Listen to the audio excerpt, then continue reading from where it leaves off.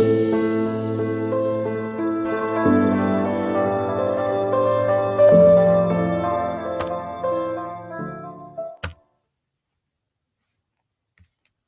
right, we're back. Stupid Monkey Philosophy video number 3. If you're here past, present, or future, thank you. These videos henceforth will be available for early access to patrons exclusively. So you've seen it advertised on YouTube. It will be there. However, the initial access for at least the first couple hours, maybe until tomorrow, depending on my personal proclivities, will be at my discretion, available only to patrons. So we'll have a lot more videos like this, just so you know. It's a perk of being a patron. If you subscribe to Trusty Ape Stupid Monkey Patron Project, you will have early access to many videos and exclusive links to streams that others will not have. Just putting it out there. So hey, that's where we're at now, and we're just diving right back into John Locke and what appears to be a very flawed foundational theory for many theologians and even secularists alike. Those who don't know Locke well will pick and choose from his works as they please, but as we have seen so far and will continue to see, there are many holes in this boat we call the Two Treatises of Government by John Locke. If you haven't checked out the previous 2 streams, please go do so. This is a series. Please do it. It won't make a whole lot of sense unless you know the literature, if you haven't been there before. And you won't really have even if you do know the literature, you won't have a firm grasp of my particular arguments here. So just be aware of that for those who are really interested in the arguments, which is why I wanted to post this channel and make something a little more substantial, a little more philosophical. We have Leave It to Beaver here. So, and just a little kind of a sidebar from me, something I was watching, and I thought this was a funny clip. Obviously, June, and I can't remember the male's character's name, but yeah, Miss Beaver was always a fascinating character, and the for the era, the kind of really blatant word for it. There was a flagrancy towards sexism that very much existed during the time this show was created, which is displayed brilliantly, I think, on the program. There are links below to the Patreon page for you later who are like, why did I have to see this later? Because you weren't a patron. The link is below. You could have joined the stream as well if you're a patron. Just so you know, there's a link for that in the patron link to the YouTube stream. There are also links to my Google Doc, so you can read that and the progress that we're making there. Not as many notes going in. I'm doing a lot of these more off the cuff. I feel like my initial reactions tend to be better than the ones that I try to think about too much. There's also a link to the original PDF from which I'm downloading this text, which is available through yorku.ca. Appreciation to them for providing these texts, important historical documents that we can read from and understand better the nature of the philosophy and the foundation of those who came before us. I wrote here in my notes review of slavery, but I've decided we should do that at the end of this program. So if I forget, remind me. Mental note here. This is of property, chapter 5. And we're resuming where we left off. Mind you, this is after the chapter of slavery, which was done a little impromptu on the last stream. I was not prepared for what I read in the previous chapter, so I've read through these again just to get my bearings on a little bit better, and I've highlighted my notes, you'll see, in red or yellow, depending on where I plan to focus my points. Excuse me. I'm actually going to mute for a moment.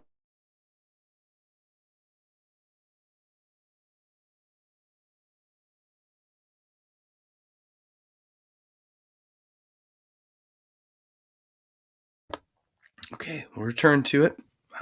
Pardon my big cough there. 24. Whether we consider natural reason, which tells us that men, once being born, have a right to their preservation. Remember, this is according to Locke's laws of nature and laws of reason, which have been addressed a bit in the preceding chapters. So man, once born, has right to his or her preservation, man being a personage. We haven't completely differentiated in this philosophy between sexes, but we're presuming that for the sake of being charitable. Consequently, to meat and drink, meat is spelled correctly there, and such other things as nature affords for their subsistence. I don't see there's no sourcing for this argumentation. This is a presumption that Locke makes that he assumes that his contemporaries will agree with. We just have to remember that again with the historical context. Meat and drink and such other things as nature affords for their subsistence. Meat was considered to be the pinnacle of nutritional substance, which we know is not the case now. But remember, it was a different time. All right, and our red note here. Or revelation. I did not add the quotation marks. Which gives us an account of those grants God made of the world to Adam. Or revelation, which gives us an account of those grants God made to the world to Adam and to Noah and his sons. And it is very clear that God, right? So there is no other frame of reference here. This is a biblical frame of reference of the revelation. And we can just presume that even people who do not necessarily believe the tales of Revelation will believe that every man once born has a right to his preservation, and consequently the meat and drink, and such other things unspecific as nature affords to their subsistence. One area where I can say this is very shaky is the area of being homed.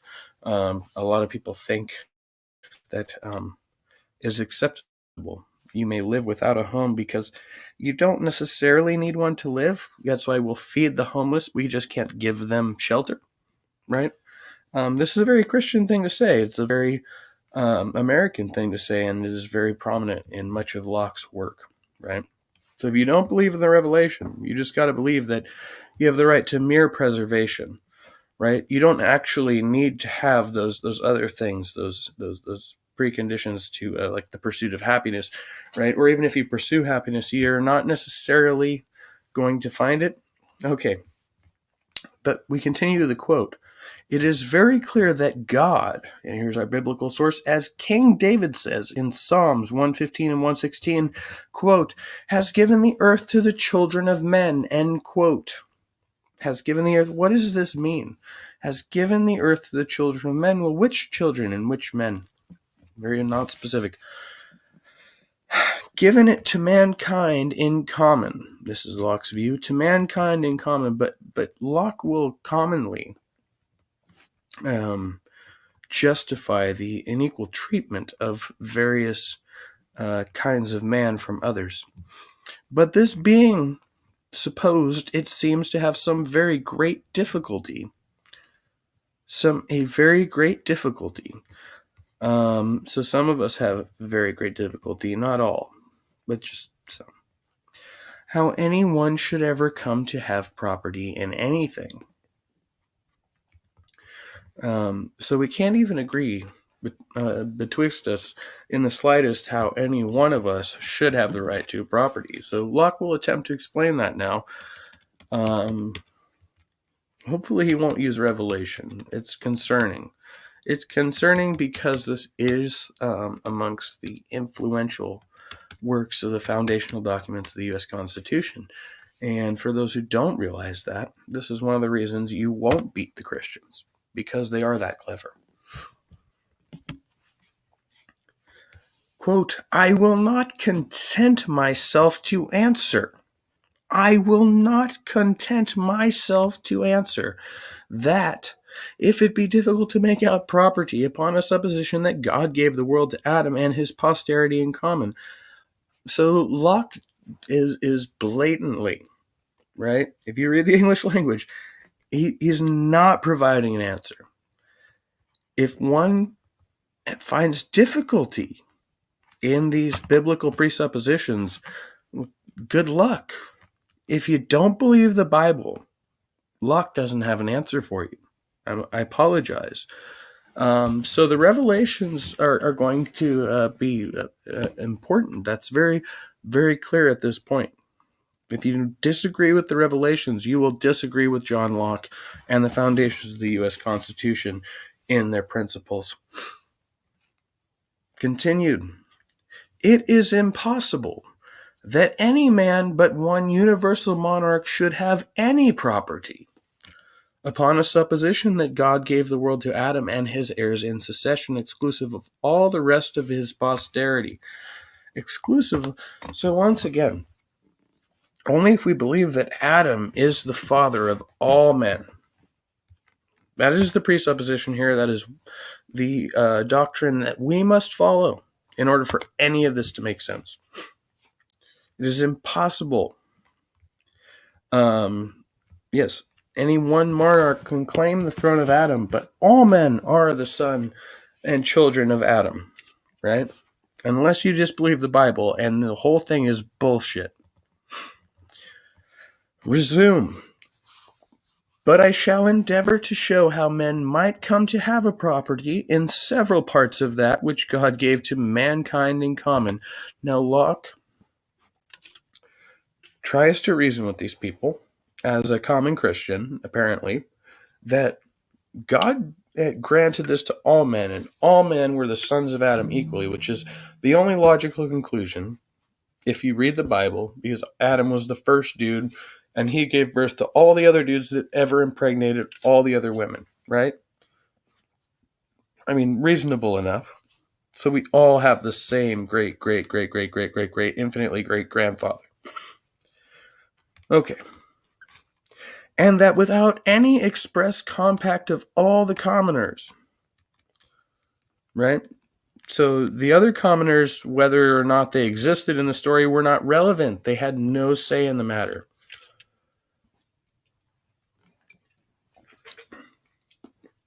And God said something about dividing this and that amongst them and they, and he wasn't really too specific about it. He just kind of left man to his own devices. This is good enough for Locke. It's actually a better argument. It is a better argument if you are pleading to an authority that is unanimously agreed upon by a bunch of crazy fucking people.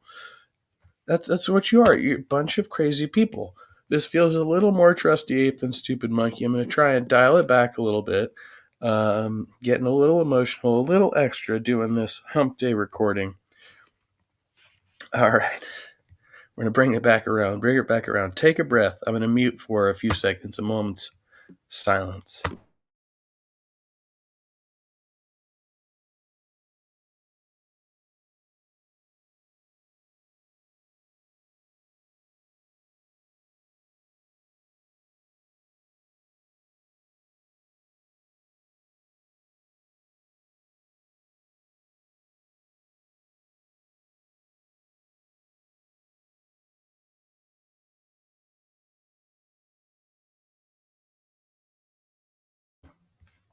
All right. We'll come back. 25. God, who hath given the world to men in common, hath also given them reason to make use of it to the best advantage of life and convenience. Convenience seems to be somewhat intertwined with life here, and this is a very American ideal. It's something we've come to kind of conflate with liberty. We believe to be free, things must also be very easy. This is a pretty common criticism. Life is supposed to be easy. Why do we believe this? Well, perhaps because it is embedded in our doctrines as a society. Continued. The earth and all that is therein is given to men for the support and comfort of their being. The earth and all that is therein is given to men for the support and comfort of their being. Locke has no regard for the natural world around us, only the nature of men. Really think about that. His doctrine says nothing about the natural world, although it it purports to encompass the states of natural law as they apply to men. Keep that in mind. And though all the fruits it naturally produces and beasts it feeds belong to mankind in common, and though all the fruits it naturally produces and beasts it feeds belong to mankind in common, and I stop there. We have a couple of red notes, but that one should have probably been highlighted here, right?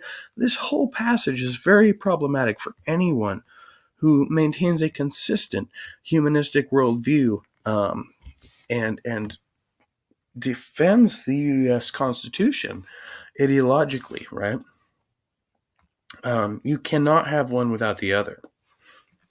So John Locke is going in the wastebasket at this point. I mean, we've got 2 more chapters to go. We still got to go back and see what he said about the lawful conquerors of people being rightful owners of other people, right? What does all of this mean? All right. But let's see, what does Locke kind of acknowledge here that we can wrap our heads around here? Continued. As they are produced by the spontaneous hand of nature, and nobody has originally a private dominion exclusive of the rest of mankind in any of them. Spontaneous hand of nature. So they're not produced in some controlled fashion by your ever-loving creator, right? This all-knowing, all-seeing being is not, in fact, tending your crops. All your prayers for rain, gone. Everything, all of these concepts out the window with Locke, right? It is a spontaneous hand of nature. It has no affinity for you, which means you have no dominion over it yourself as a Christian. As they are thus in their natural state, yet being given for the use of men, there must of necessity be a means to appropriate them in some way or other before they can be of any use or of at all beneficial to any particular men, right? So if there's nobody picking the fruit, there's nobody eating the fucking fruit. Makes sense? Makes sense. All right, we went back to the yellow note. We'll go through this one slowly. It will pertain to the passages we have just read.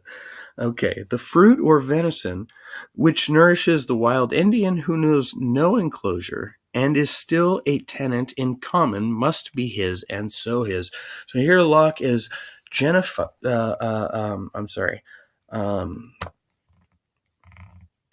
he's generally justifying allowing the native to live on his land and collect of his property. The fruit or venison which nourishes the wild Indian, here referring to Native American peoples at the time, who knows no enclosure and is still a tenant in common, must be his and so his, right? Merely because he doesn't have a formal home as the Englishman or Scotsman thinks of it in the 1700s, or but it is still his land, which he hunts and he uses to support his life. So you can have no other right before the support of his life. So if you take that hunting ground away from him, then you have to feed him. It's one or the other, right? Giving him a home is incidental in Locke's view, which is really interesting. I'm taking it that housing was not an issue for Locke, because I think anybody who had been unhomed for any significant portion of time, who didn't do it as a lifestyle nomadically, at that time would have realized why this was an issue in their society. And there were certainly plenty of unhomed people in 18th century Scotland and England, but it's an afterthought. It is an afterthought in this text. They're far more concerned with what to do with wild, quote unquote, and indigenous peoples. right? Well, we know what to do with drunk Englishmen. Just, throw them in the gutter and let them sleep it off.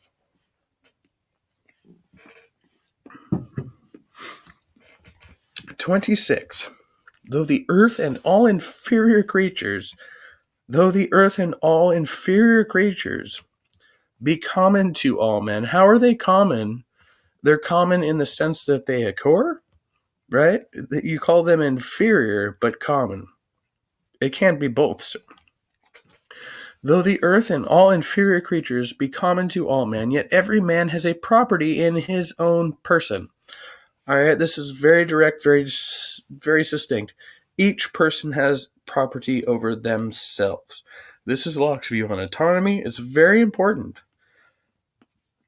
Probably one of the only things he said since we started this stream that makes sense.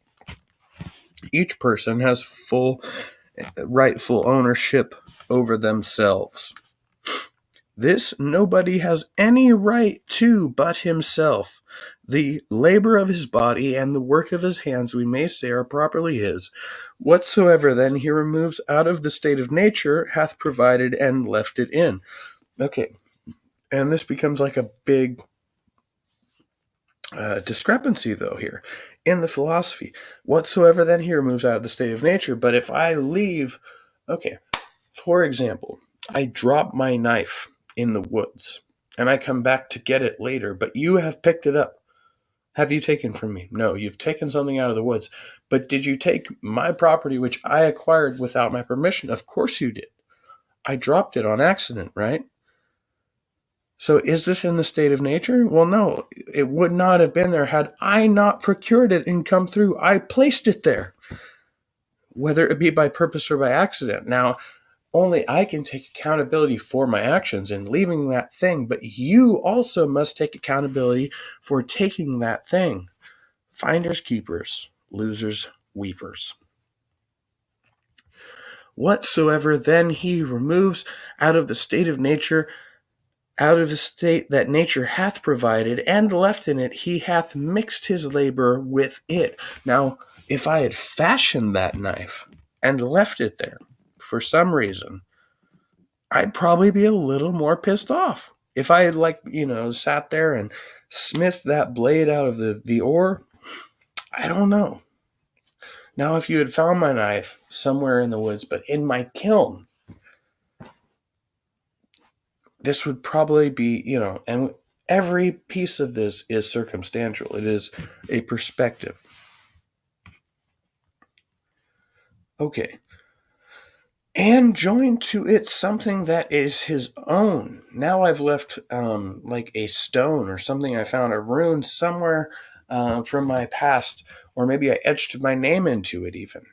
Now I've personalized this object and thereby makes it his property. Now it's mine. So if you find the stone knife in the woods in my kiln, which I have fashioned for my own bare grit and etched my name into, don't take it, John Locke.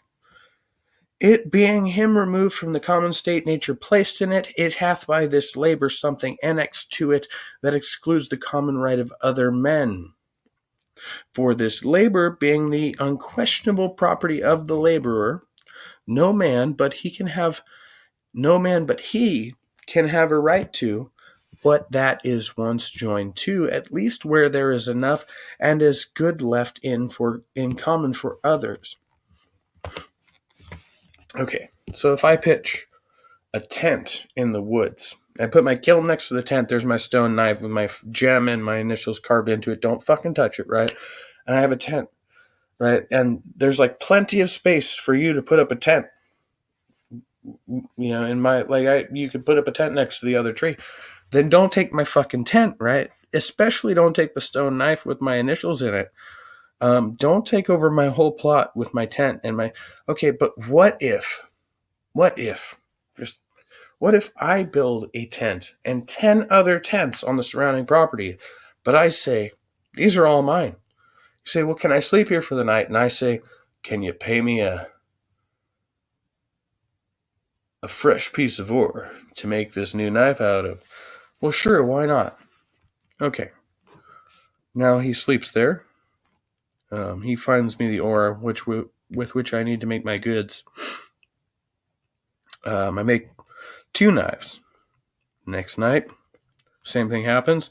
Now I have 3 knives, 2 tenants, and myself, and one of these knives goes missing.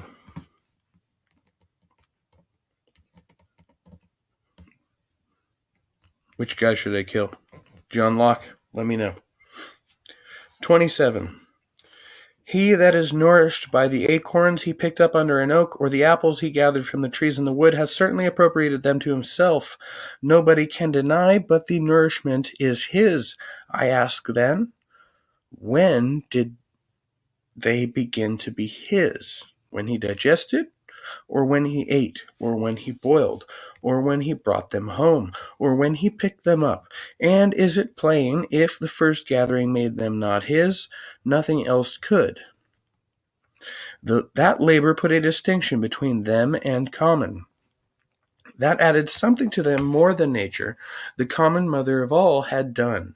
And so they became his private right.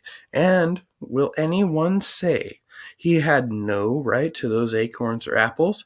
He thus appropriated because he had not the consent of all mankind to make them his. Right? Who do we have to ask? Who do we have to get permission from to pick from this field, if not the property owner? Because nobody owns the property. Because at this point, property rights were still very much a gray area in the legal arena, right? And only the state could own property. Imagine that. Only the state could own property. Holy shnikey.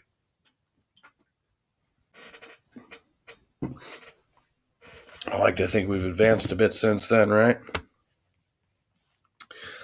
Was it a robbery thus to assume to himself what belonged to all in common? If such a consent as that was necessary, man had starved, notwithstanding the plenty God had given him. Right? Presume that each of us should have a plentiful amount, because God decreeth so. We see in commons which remain so by compact, that it is the taking any part of what is common. And I'd say there are some children in Africa who would disagree with Locke's assessment of the state of nature in this regard. Continued, and removing it out of the state of nature leaves it in, which begins the property without which the common is of no use, and the taking of this or that part does not depend on the express consent of all the commoners.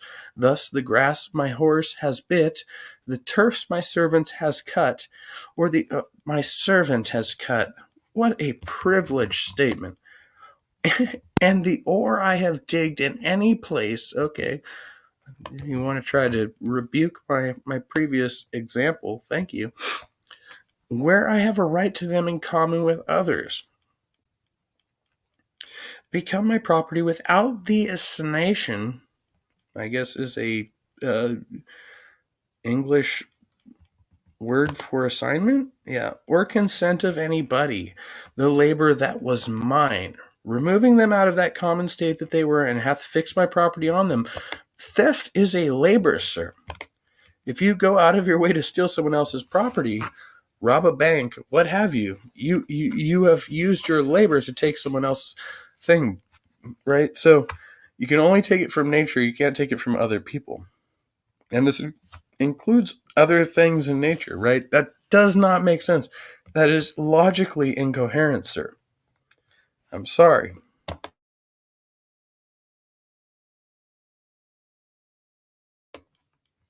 This is going to be a lengthy one. I'm going to take a short break and play some music. I think music will be good until we come back.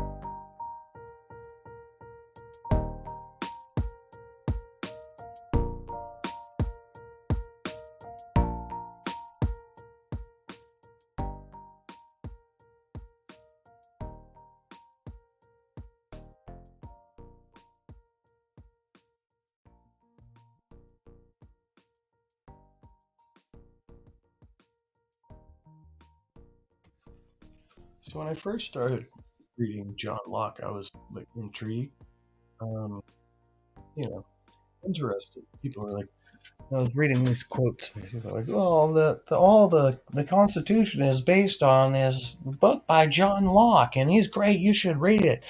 And then when you like read the founding fathers, are like, "Look at John Locke," and you're like, "Okay, well, I'll check that out." And the more I read into this document, the more fucking concerned I am. Right?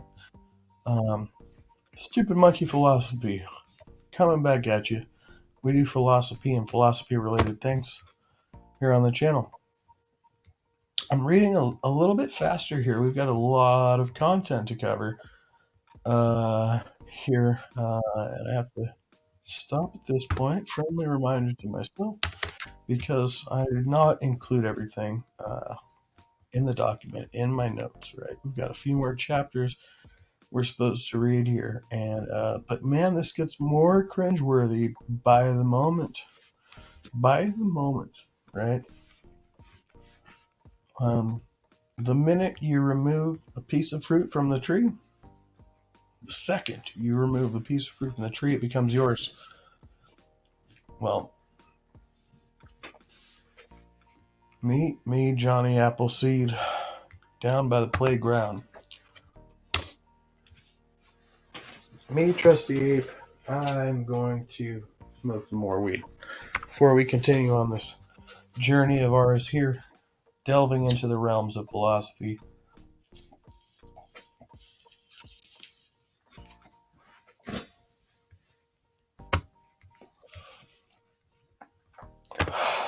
'18th century literature. 18th century literature. Going on, what, 40 minutes? Cool. That's cool. I'm down with that. I'm totally down with that. These are going to be longer streams. We've just got to prepare ourselves for this. I'm not prepared, but I hope you are. Right? Because you're stuck with me now. You're like 28 chapters in this book. Get to the fucking point, Mr. Chaos. Well, sir, let me tell you. This book is a fucking shit show. So far, we've refuted biblical arguments with other biblical arguments and attempted to appeal to secularism with appeals to biblical authority. If you don't believe in God, I don't know what to tell you, John Locke. Well, not my fucking mascot. All right? We continue here, coming into point 28 in chapter 5 of this argument, the way they break down historical. These academic treatises are not well constructed in the sense that if you want to read it through and through, it's very hard to read. If you want to go reference one specific point, it's pretty easy. You know, kind of like the Bible. If you go look up Genesis 1:15 or something, you know exactly what you're going to get. But if you go read the whole chapter, it's all over the fucking place. And a lot of this philosophy is kind of the same way. All right, point 28. In chapter 5 of John Locke's second treatise of the two treatises of government, by making an explicit consent of every commoner necessary to anyone's appropriating to himself any part of what is given in common, period. Okay. That's a weird sentence. By making an explicit consent of every commoner necessary to anyone's appropriating to himself. So, everybody agrees that anyone can have whatever they want. Children or servants could not cut the meat which their father or master had provided for them in common without assigning to everyone his peculiar part. So I can't cut a loaf of bread unless I can give each one of my neighbors a slice as well, which would be the general rule of equity, I guess. Though the water running in the fountain be everyone's, yet who can doubt but that in the pitcher is his only who drew it out? His labor hath taken it out of the hands of nature, where it was common and belonged equally to all her children, and hath thereby appropriated it to himself. Okay, so we're kind of okay. That's the antithesis to the argument, right? he's saying this obviously is illogical. Which, hey, kudos to you, John Locke, for pointing out this this flaw in one's own. You had to say things like this, I guess, just to get people's attention. I don't know. I don't know who reads documents like these. Who read documents like these in the 18th century? 29.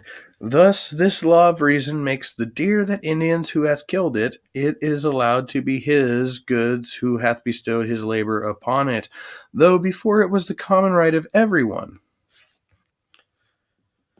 Because he killed it first. But that's like the picking from the tree or the drawing from the well thing. You're not actually adding anything to your argument. You're actually trying to solidify the first guy who gets the well gets the water argument, which is clearly ridiculous. You take all the water and use it on frivolous bullshit, and we know this because we have historical precedent, but clearly John Locke didn't have any of this information at his disposal.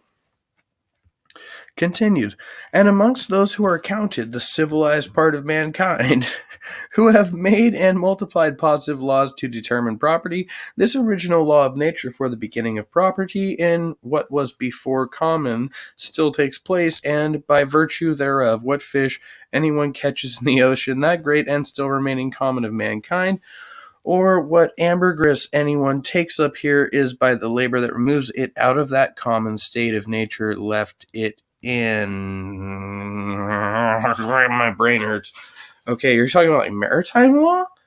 I think you can just kill somebody and take their fish on the ocean. Like, that's actually the way maritime works. Okay, amongst those who are counted as the civilized part of mankind, and this is a humongously biased statement, right? Because you're counting white people as civilized at this point. I mean, it's the 1800s. You know exactly what the fuck's going on here. He's just trying to justify letting the Indian keep his deer and hunting the fucking buffalo instead. Good job, right? I don't know. Is this valid? Is any of this valid? Am I really blowing my time here? In what was before common? So, before the law was instantiated, right? If some dude said, well, I took this shit. My great granddad took this shit and he gave it to my dad. And I've been here for like 20 plus years. And, even though you said your ancestors had it like 150 years ago, I don't really believe you. And even if they did, I don't care because I knew my dad and he knew my granddad. And, they killed your great granddad. So I don't give a fuck about your great granddad and what he owned, right? Yet it still takes place. And by virtue thereof, what fish anyone catches in the ocean, imagine the audacity. What fish anyone catches in the ocean, that great and still remaining common of mankind, I tend to disagree with you, sir. Or what ambergris, I don't know what that is the labor that removes. So anything I take from a natural source is mine, and fuck you, right? What if I take your whole fucking property, dude? Like, you have not thought this argument through at all, and hath begun a property, right? So if I started picking from this tree and I kept picking from this tree every year, that tree is mine. And what if I built my house next to that tree? Now it's my property, boy. That's what I read. Did you guys get this?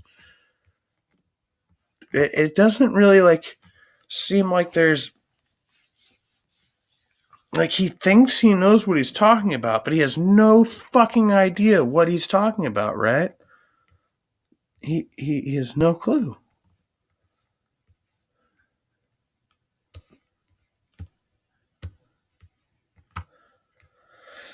Okay.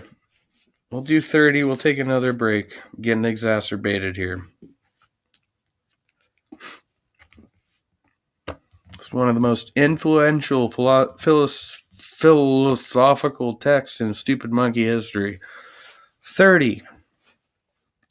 It will perhaps be objected to this, that if gathering the acorns or other fruits of the earth, etc., makes a right to them, well, the acorn or the tree, right? That's the question.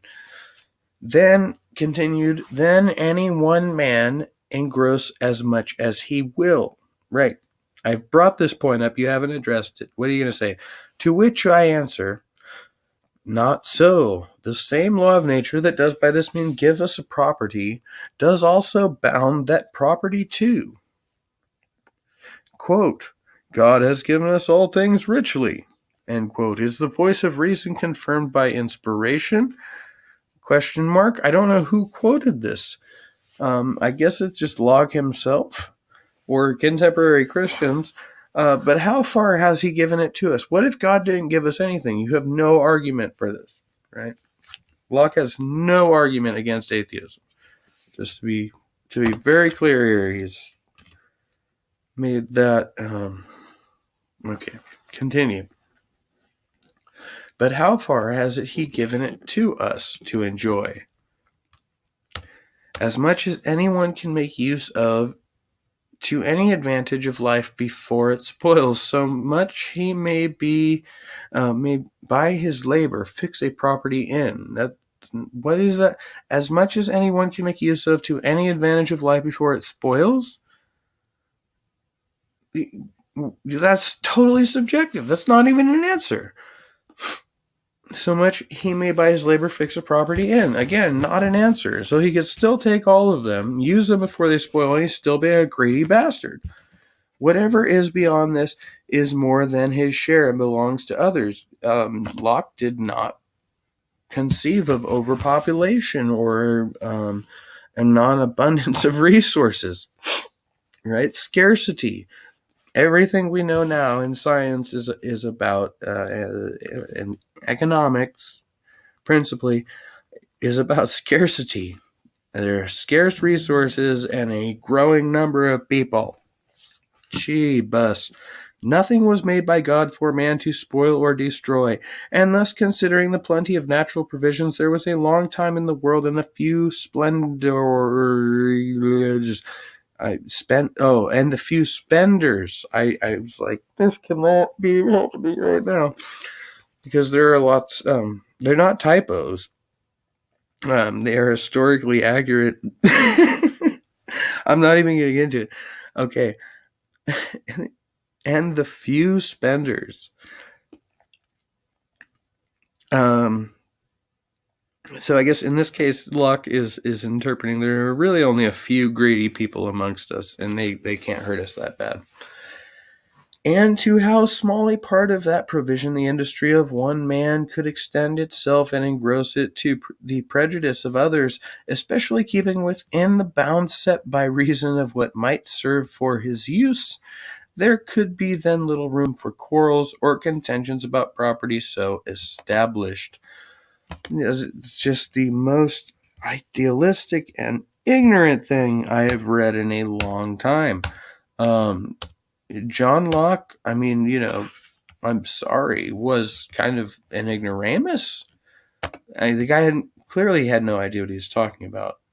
We've got a lot to go. I'm going to put more music on and break again for the conclusion of this very exciting philosophy study. I'm just so excited right now. You can't read it on me.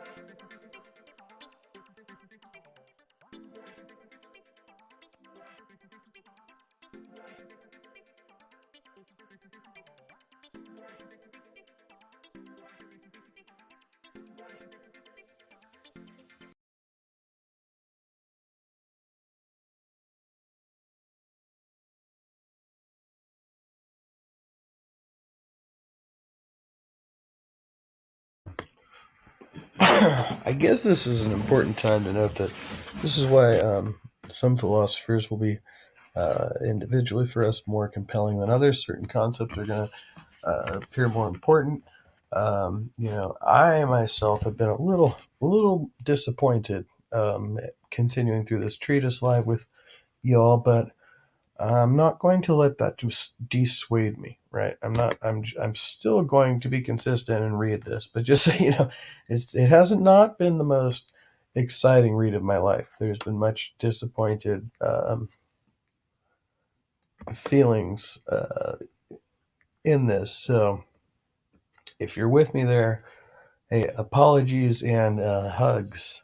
But this is kind of part of the hard fact of life, and regardless of whatever point John Locke was ultimately trying to argue from, he's trying to meet the theologians of his time on their own ground and find some uh, moral compromise in the framework and the system and the way we deal with things.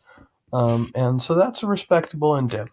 On some level, I don't think you can really compromise with a hardline theologian. And for that reason, they must be principally excluded from government. That's my view. Not them participating in government, but bringing their theology into the structure, the apparatus as it is. So that's my take on it. I don't think we're going to get a lot from John Locke on that point. We'll see. There will probably be much better episodes on church-state separation and separating political ideology from social ideology in other works of philosophy, but this will not be it, right? We're going to try to finish this chapter, see how much further I can get. I don't want to go ad nauseum here. We're kind of sailing through this. I like to say, rowboating through this. You go with the pace of the river. This is a long chapter. It says very little with many words, in my opinion. So, 31, we continue.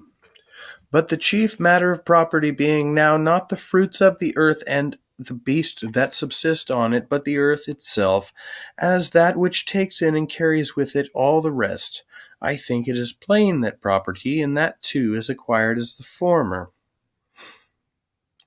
More the fruits of the earth and the beasts that subsist on it, the earth itself. Right, yeah. You don't generally take the stones and dirt of the earth. You usually take the stuff that lives on it. That's true. As much land as a man tills. Oh, wait, no. See, you're not taking dirt now. You're keeping plots of property with which you keep okay, so now he's getting into the difference between actually owning land and just taking shit from the land, right? As much land as a man tills, plants, improves, cultivates, and can use the product of, so much is his property. So if I can own all of Nebraska, Nebraska is my property. Thank you, John Locke. That's very helpful. He by his labor does, as it were, enclose it from the common. So if I build a fence, fuck you. Nor will it invalidate his right to say everybody else has an equal title to it, and therefore he cannot appropriate, he cannot enclose, without the consent of all his fellow commoners, all mankind, and God. What, I've got to ask God's permission now. It's not good enough to have all of mankind, but God as well. Okay. Well, that makes things a bit more challenging. I need God's permission to build a fence, according to Locke here. Fuck. That's a tall order, sir. Continue. when he gave the world in common to all mankind, commanded man also to labor, and the penury of his condition required it of him. And as you know on the channel, if we're a little confused about what a definition is, we're going to look it up. Penury. Google, help us. A penury is an extreme poverty or destitution. All right. And then we're going to read it again because we like to, go over things like this. It's important. If it's not important to you, fuck you. Welcome to stupid monkey philosophy, you fucking monkeys. All right. I need God's permission to build a fence. But as long as I can grow shit there, I can kill you and keep it for myself. Just remember that. All right. And the penury of his condition required it of him. So what? And we are supposing now, as I stated in the last stream, there is some state of destitute, some desperate creature who really needs this a little bit more than you do. So John Locke's like, well, yeah, this guy might be the exceptional case where when he takes your fucking apple, you don't kill him, you don't stone him or shoot him in the back or whatever they did back at those particular places and times, right? All right, continued. God in his reason commanded him to subdue the earth, or in other words, improve it for the benefit of life, and therein lay out something upon it that was his own, his labor. So if you labor into it, it's yours. Well, then I own a bunch of businesses? No, that's not the way this works. I'm sorry, I must be misunderstanding something. John Locke was not writing about capitalism, by the way, just so that we're all aware. Capitalism existed as a concept at this point. He that, we continued, he that, in obedience to this command of God, subdued, tilled, and sowed any part of it, thereby annexed to it something that was in his property, which another had no title to, nor could without injury take from him. 32. Nor was this 32. Nor was this appropriation of any parcel of land by improving it any prejudice to any other man, since there was still enough, and as good left, and more than the yet unprovided could use, so that in effect, hold on to your hats, flat earthers, we continue, there was nevertheless left for others because of his enclosure for himself. For he that leaves as much as another can make use of does as good as take nothing at all. Why is he talking like that? It's just... Okay. So there's more than enough for everybody to go around. Why do you want mine, bro? Okay. We continued. Here. Nobody could think himself injured by the drinking of another man. The days of yore before drunk driving, right? Continue. Though he took a good draught, he who had a whole river of the same water left him to quench his thirst. In the case of land and water, where there is enough of both, is perfectly the same. Of course, there is enough for everyone, because God said so. 33. God gave the world to men in common, but since he gave it them for their benefit and the greatest conveniences of life, they were capable to draw from it. It cannot be supposed he meant it should always remain common and uncultivated. He gave it to the use of the industrious and rational. Whoa, wait. It cannot be supposed he meant it should always remain common and uncultivated, right?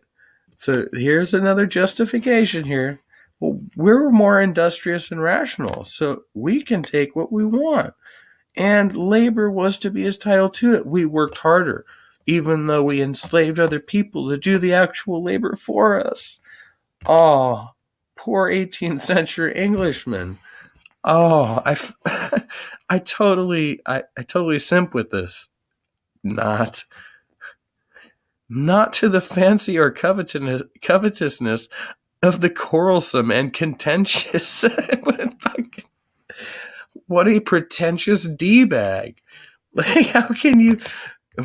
This is why we're going back to read Slavery, because he spent like no words on slavery. He was like, well, if we conquered you and we end up taking the land, well, that sucks for you. I'm not going to be a slave, but your problems are your problems.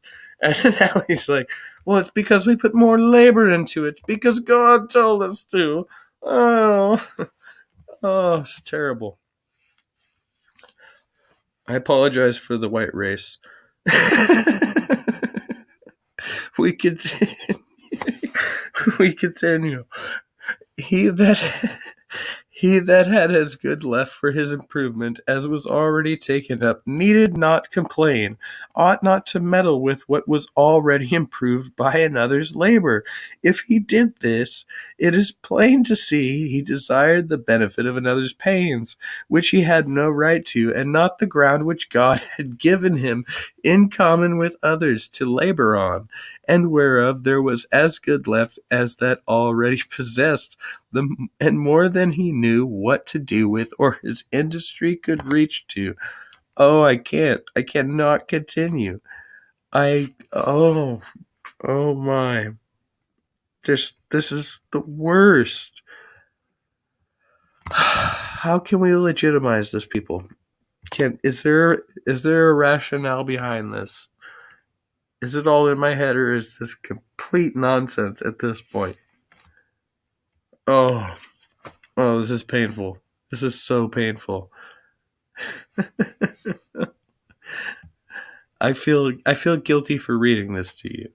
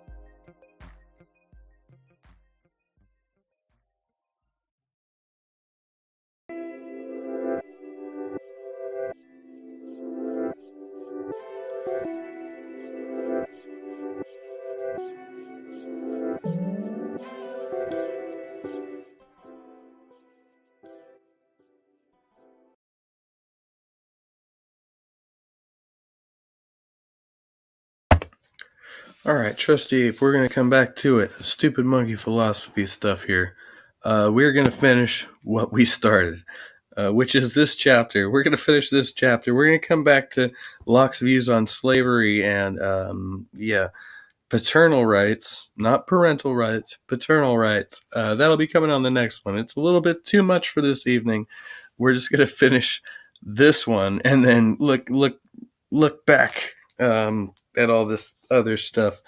What we know right now is that John Locke, believed it was your apple tree if you picked the apples. You had the right to stab a motherfucker if he took your apples. And you could build a fence around that apple tree as long as you talk to God. Thus far, that's what we know about Locke's views. This is some incoherent shit. It's just crazy. It is. But we're going to go through it. This is this influenced the foundational document. This influenced the U.S. Constitution. Right? It's uber important.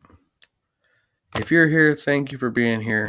If you're watching, we got a few more chapters to go. We'll grit our teeth and bear it together. Continued here at 34. It is true in land that is common in England or any other country where there are plenty of people under government who have money and commerce, no one can enclose or appropriate any part without the consent of all his fellow commoners, because this is left common by compact, i.e. by the law of the land, or in other words, the government dictated it, which is not to be violated.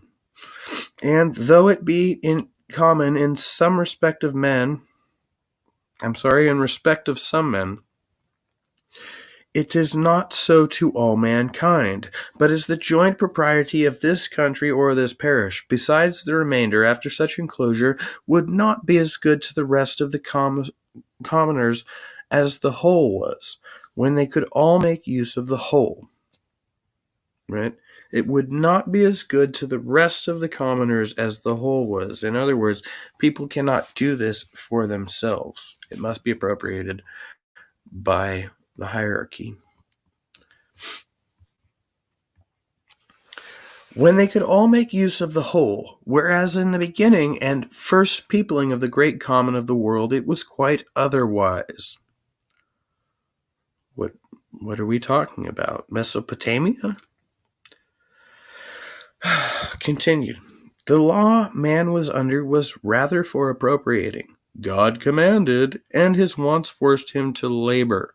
That was his property, which could not be taken from him wherever he had fixed it, and hence subduing or cultivating the earth, and having dominion, we see, are joined together. The one gave title to the other, so that God, by commanding to subdue, gave authority so far to appropriate, and the condition of human life, which requires labor and materials to work on, necessarily introduce private possessions. Let's track that back. So anything God commanded in the Bible, so you kill these people and take their shit, right, was okay. It was lawful. Again, this is something Locke is trying to justify. I don't know whether it's merely to appeal to his contemporaries or if he really believes it, but he definitely drives the point home here. This is much more important to them. They can keep the lands that they have already conquested, right? Huge. 35. The measure of property nature will set by the extent of men's labor and the conveniency of life. No man's labor could subdue or appropriate all. So we can't have it all. We can have like 99.9%. That's all God would allot us. Okay, continued. Nor could his enjoyment consume more than a small part. Whoa, walk it back. How big do you flat earthers think the earth was? Okay, continued. So that it was impossible for any man this way to entrench upon the right of another or acquire to himself a property to the prejudice of his neighbor, who would still have room for his good and his larger possession after the other had taken out his. If only this were the case. such an idealistic philosophy. There truly is enough to go around.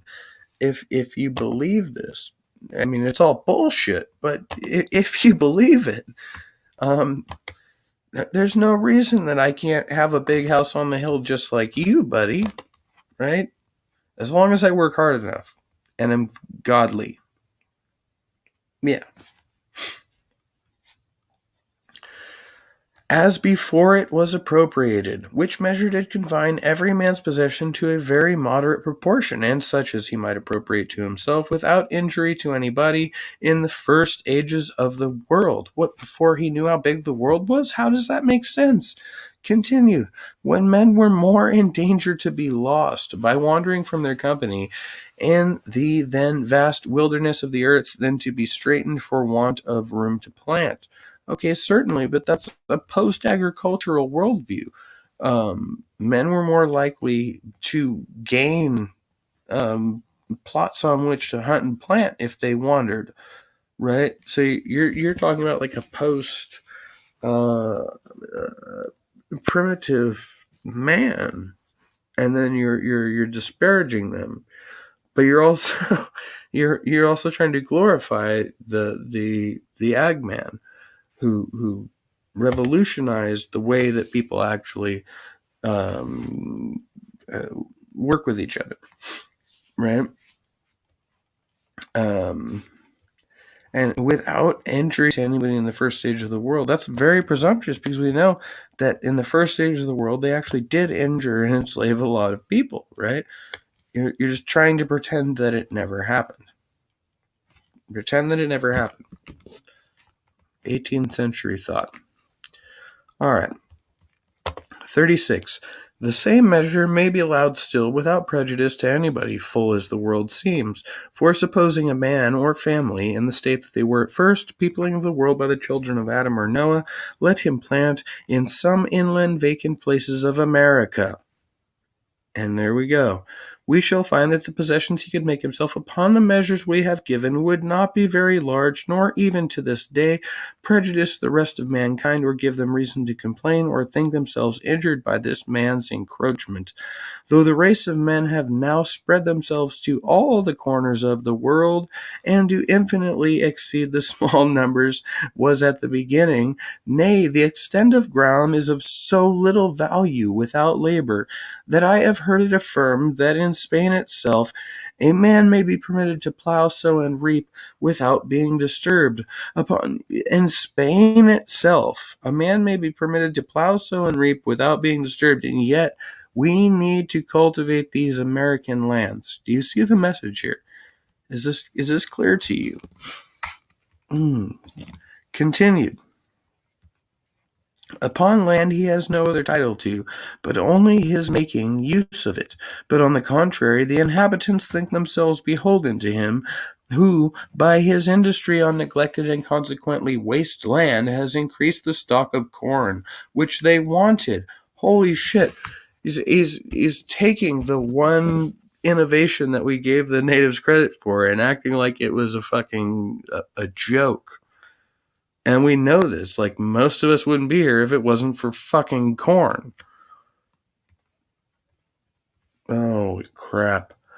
But be this continued. But be this as it will, which I lay no stress on, this I dare boldly affirm, that the same rule of property, viz., that every man should have as much as he could make use of, would hold still in the world without straitening anybody, since there is land enough in the world to suffice double the inhabitants, had not the invention of money and the tacit agreement of men to put a value on it. Holy shit, what planet does this guy live on?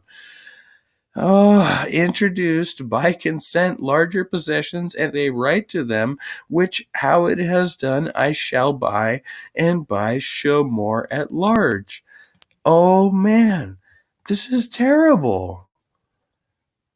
So they haven't even made it to the West Coast. They don't even know how much land is on the other side. And he's over here just these ignorant natives, they know how to grow corn, but not much else. So just take their shit and send more people over there. No wonder this is how we founded the fucking U.S., man. No fucking wonder, huh? Hour and 20?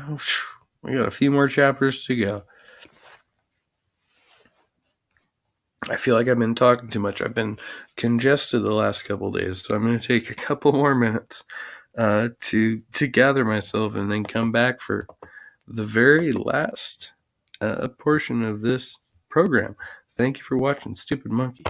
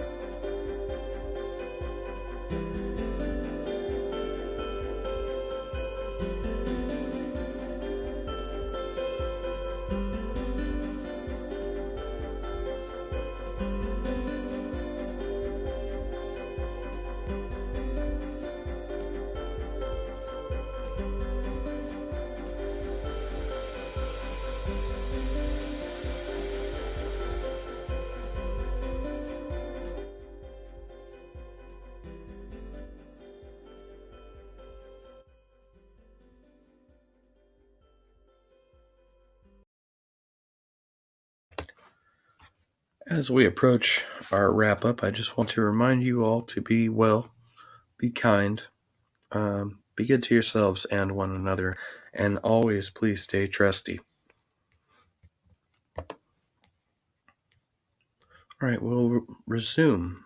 John Locke, Second Treatise of Government, 37. This is certain, that in the beginning, before the desire of having more than men needed had altered the intrinsic value of things, which depends only on their usefulness to the life of man, or had agreed that a little piece of yellow metal, which would keep without wasting or decay, should be worth a great piece of flesh or a whole heap of corn, though men had a right to appropriate by their labor, each one to himself, such much of the things of nature as he could use. Yet this could not be much, nor to the prejudice of others, where the same plenty was still left to those who would use the same industry. So now we are competing for material resources, particularly mineral resources here. Before the appropriation of land, he who had gathered as much of the wild fruit, killed, caught, or tamed as many of the beasts as he could, he that so employed his pains about any of the spontaneous products of nature as any way to alter them from the state of nature put them in by placing any of his labor on them, did thereby acquire a propriety in them. But if they perished in his possession with their due use, or if the fruits rotted or the venison putrefied before he could spend it, he offended against the common law of nature, and was liable to be punished. So he killed more than he could sell, and would be punished for that. He invaded his neighbor's share, for he had no right farther than his use called for any of them, and they might serve to afford him conveniencies of life. I suppose this is why they have a limit on how many animals you can kill during a hunting season now, right? 38.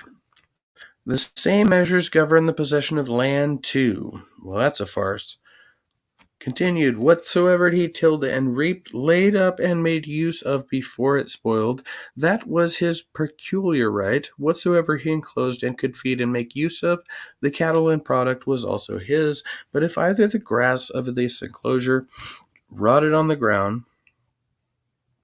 or the fruit of his planting perished without gathering and laying up, this part of the earth, notwithstanding his enclosure, was still to be looked on as waste, and might be the possession of any other. Thus, at the beginning, Cain Thus,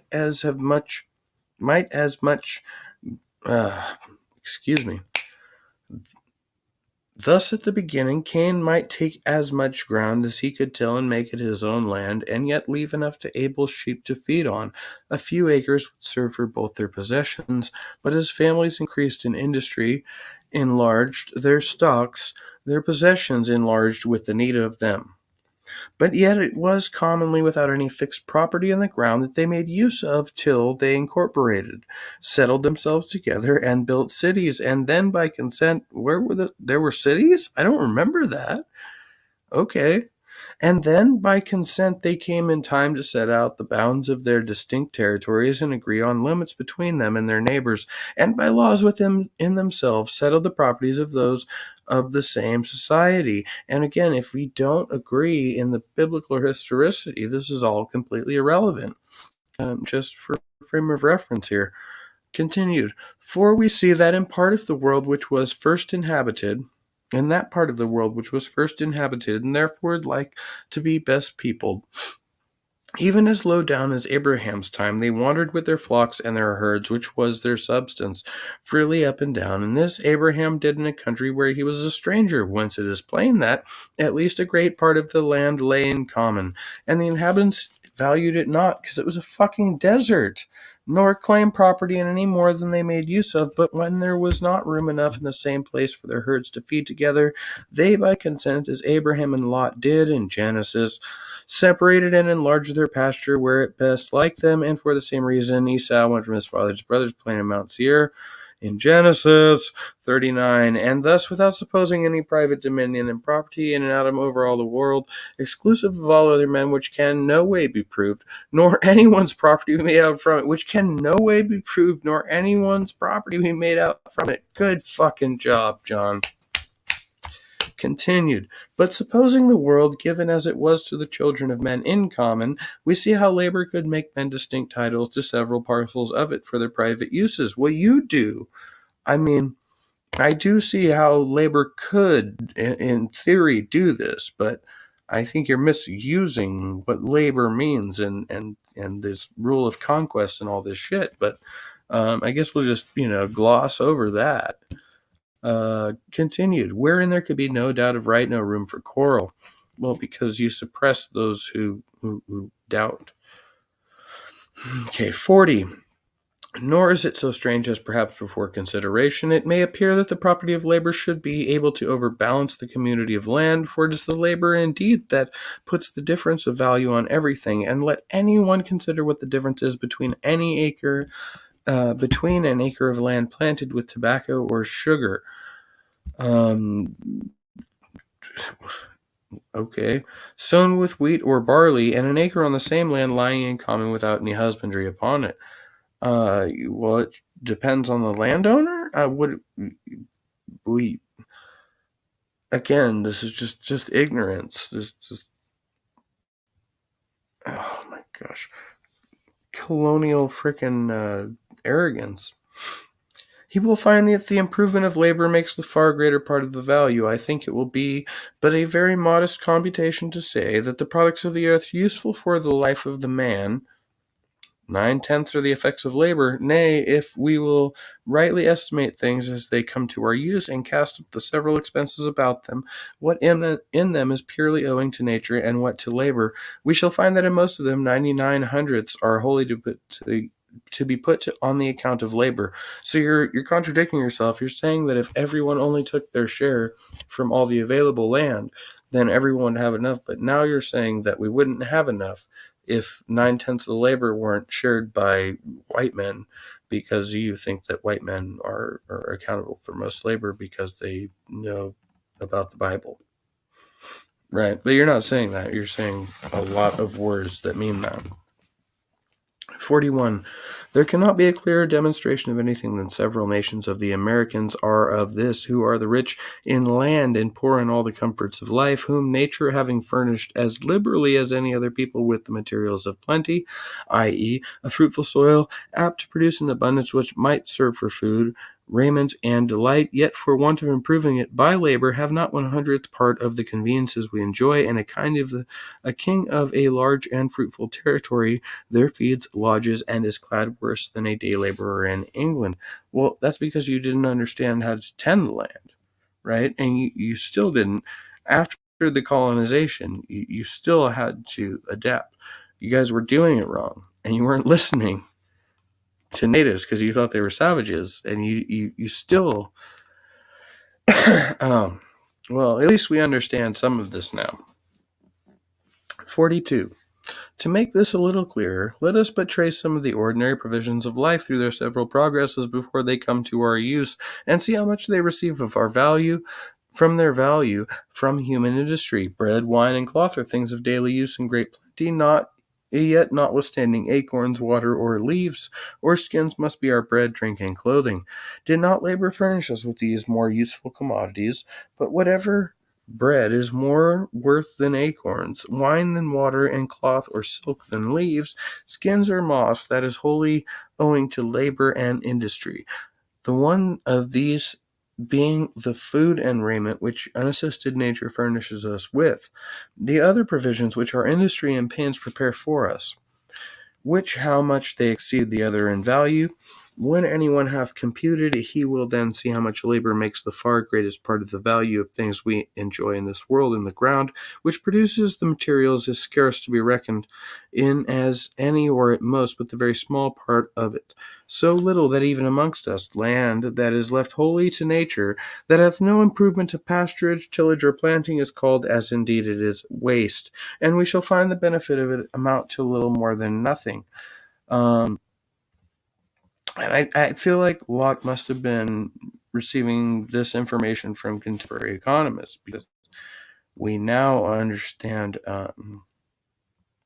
these plots of lands we have preserves that cannot be developed specifically for this reason, because we know it destroys the rich natural furnishment that the land provides, right? We go out of our way now to reintroduce these things into the land, whereas we used to actively destroy these things. Oops, I scrolled too far. Oh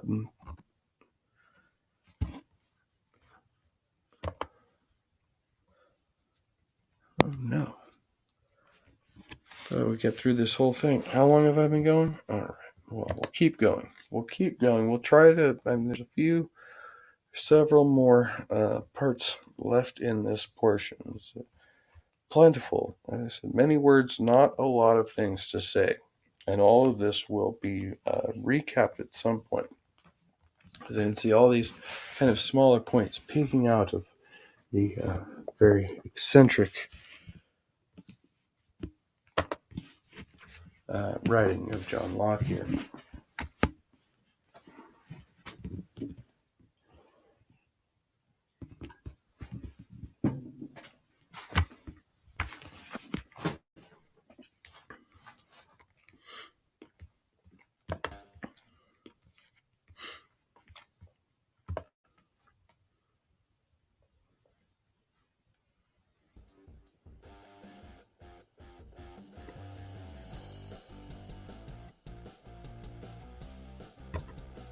"43.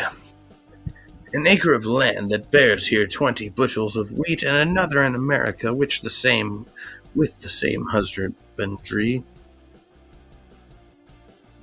Start that over. "An acre of land that bears here 20 bushels of wheat, and another in America, which, with the same husbandry, would do the like, are, without doubt, of the same natural intrinsic value. This man has zero introspection. There's no perspective on this. Right. Continued. But yet the benefit mankind receives from one in a year is worth £5, and the other possibility not worth a penny. The other possibly not worth a penny if all profit an Indian received from it were to be valued and sold here. At least I may truly say not 1,000th. It is labor then which puts the greatest part of value upon land, which with it would scarcely be worth anything.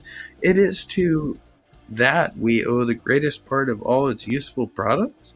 For all that the straw, bran, bread, and the acre of wheat is more worth than the product of an acre of his good land which lies wasted is all the effect of labor.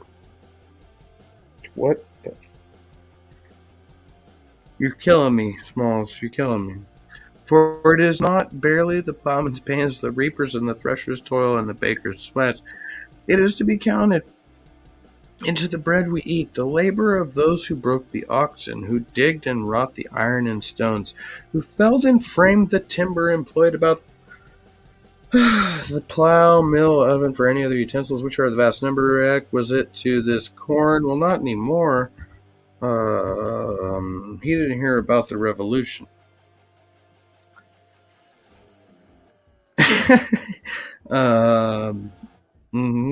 Yep. From its sowing to its being made bread must all be charged on the account of labor and received, and as an effect of that, nature and the earth furnished only the almost worthless materials as in themselves. It would be a strange catalogue of things that industry provided and made use of about every loaf of bread before it came to our use, if we could trace them: iron, wood, leather, bark, timber, stone, bricks, coals, lime, cloth, dyeing drugs, pitch, tar, masts, ropes, and all the materials made use of in the ship that brought any of the commodities made use of by any of the workmen to any part of the work, all which it would be almost impossible, at least too long, to reckon up. Okay, I think we're going to do 44 and call it a night. This is just mind-boggling. 44. From all which it is evident that though the things of nature are given in common, man, by being master of himself and the proprietor of his own person in the actions or labor of it, had still in himself the great foundation of property, and that which made up the great part of what he applied to the support or comfort of his being, when invention and arts had improved the conveniences of life, was perfectly his own, and did not belong in common to others. And I think that's a good place to note it. And leave it off. We'll just highlight that. That's a little bit too big. That's what it says. John Locke is his name. Don't wear it out. These are this is the foundations of the Constitution here. Still too big.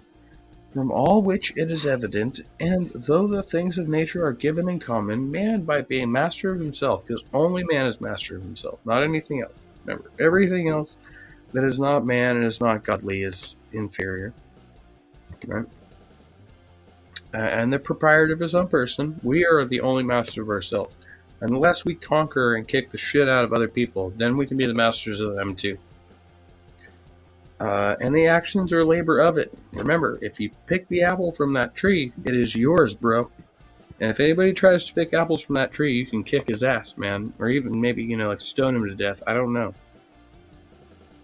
Had still in himself the great foundation of property, because he built the fence. He talked to God. God was like, cool, bro, build that fence. And I was like, I felt it. I was picking that fruit. I built that fence. And I was looking up at the sky one day, and God was like, do it, man. And so I did it. And that which made it the great part of what he applied to support for the comfort of his being. Self-centered prick. When invention and arts had improved the conveniences of life. Sorry if it's hard for you, but I want it to be easier for me. Was perfectly his own and did not belong in common to others. I don't know who the others are. I'm I'm unclear about that, but I'm sure Locke will make this clear to us as we progress in learning about the philosophy of John Locke, the two treatises of government, the most important, influential document supporting the United States Constitution and your rights. Have fun with that, America. Stupid monkey out.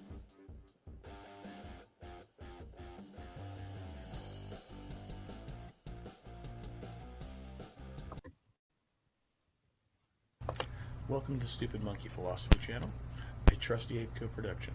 I'm your host, Kevin Chaos. Don't forget to subscribe, share the content with your friends. If you are able, please consider supporting the channel via one-time donation to my PayPal account, monthly subscription to my Patreon, or by purchasing downloadable music content via my Reverb Nation or Bandcamp pages. Links in the description below. For inquiries and collaborations, please contact me at stupidmonkeyphilosophy@gmail.com. That's stupidmonkeyphilosophy, all lowercase, all together, at gmail.com. Thanks for watching.